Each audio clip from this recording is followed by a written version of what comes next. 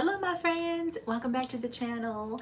So today we are wrapping up week 12 on Ozempic, and then we are also going to be going day by day. I'll let you know how my week went, and then I'll wrap it up with my weight and my measurements, and then I also have some pictures for you. So one more thing that came up this week was there was a couple of questions that I was asked about, and I want to answer those in this video. So I think by going through my day by day, I will touch on these questions. So let's get started. So Friday, it was injection day. You got to see that. It was pretty good. I really didn't snack that much, and to be honest, I haven't really felt the urge to snack. Now, I know that Ozempic does help with decreasing your appetite, but I will say it doesn't just completely eliminate that. And I don't feel that I'm alone, but you know, I can't speak for everyone.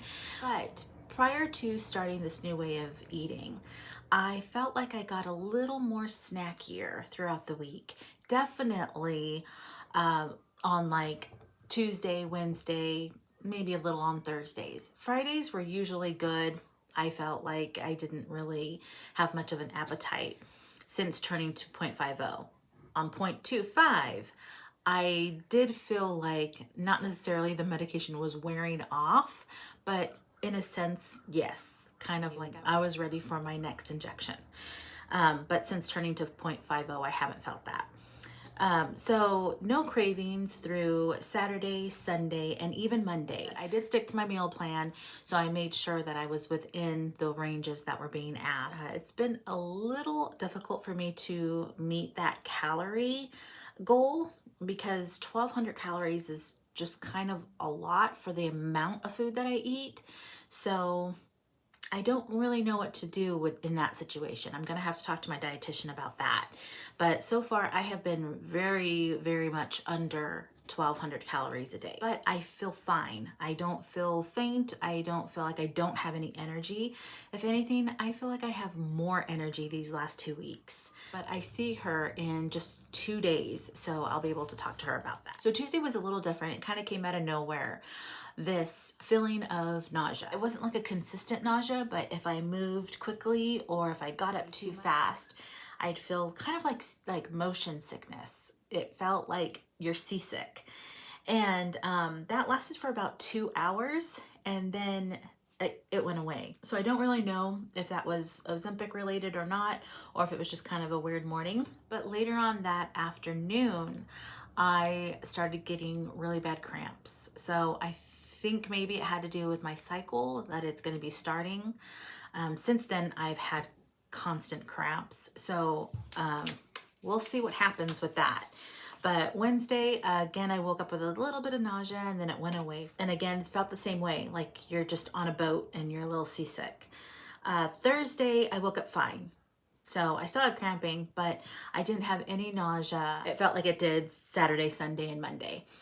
By then it was everything was good. So Friday, woke up, again, feeling great. I didn't feel anything unusual that day. So the last few weeks have been really mellow. So one thing that has still remained to be a consistent side effect is the sulfur burps. So I do start to get them on Monday, and then they don't actually end till Thursday. But the last 2 weeks, they have not really created GI issues like they were. So I feel like they've kind of mellowed out in a way where before it was constant sulfur burp. They kind of are mellowing out in a weird way. So let's jump into the questions real quick. First question was, is Ozempic helping my PCOS and insulin resistance? And to answer that, it's not helping my PCOS, but it is helping the insulin resistance that PCOS has caused. And what I've noticed, I get my labs checked routinely, and the last set of labs were great. My insulin levels have dropped, my A1C has dropped, and my glucose, I check it every morning, that is continuing to decrease. I do check my lipids as well, and those are looking great. Pretty much my labs have came back to be looking normal at this point.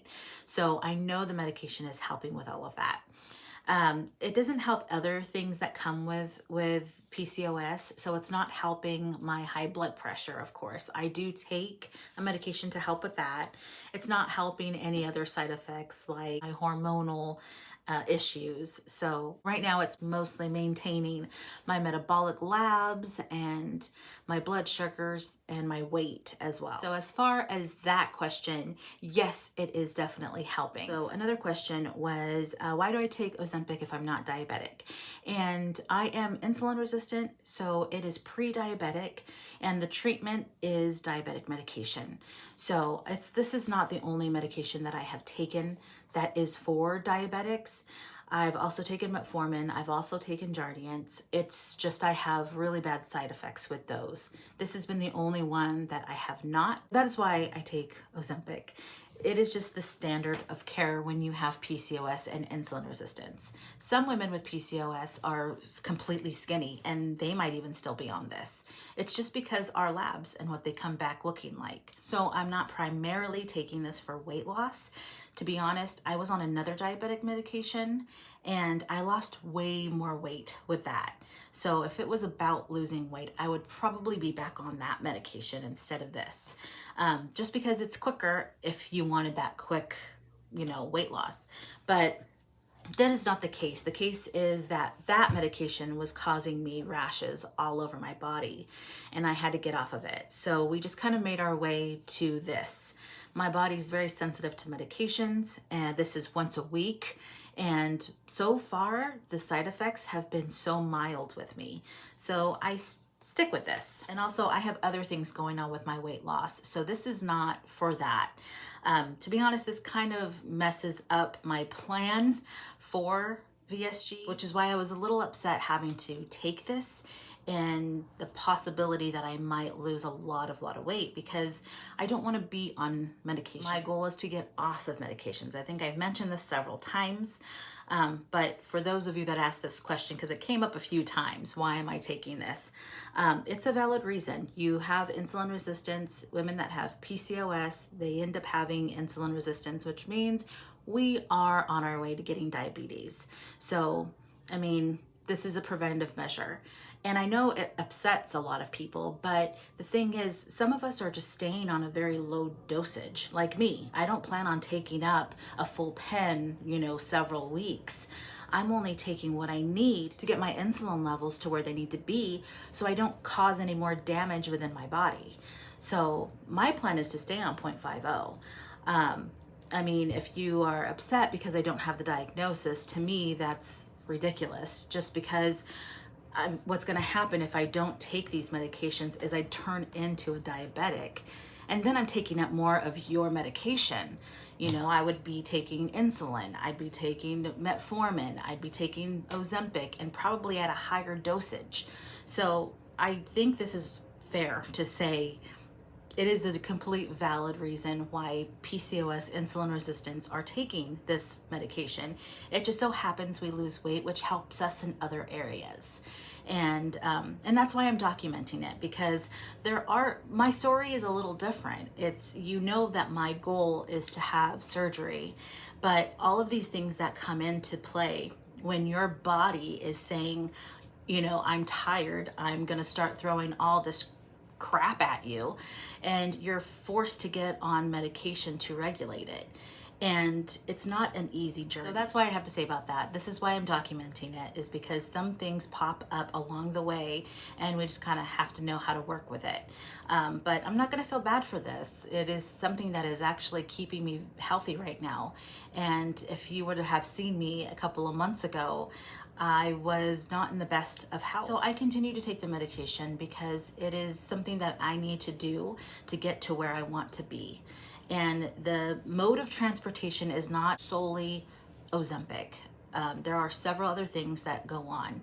Also, I have other health issues that I don't tend to air out on this journey right now.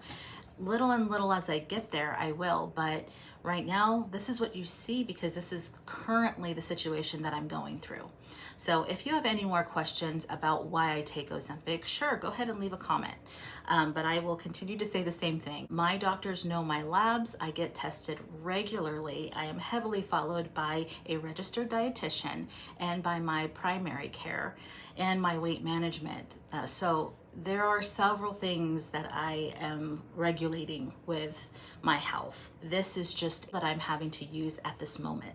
Let's jump into the weight loss and measurements.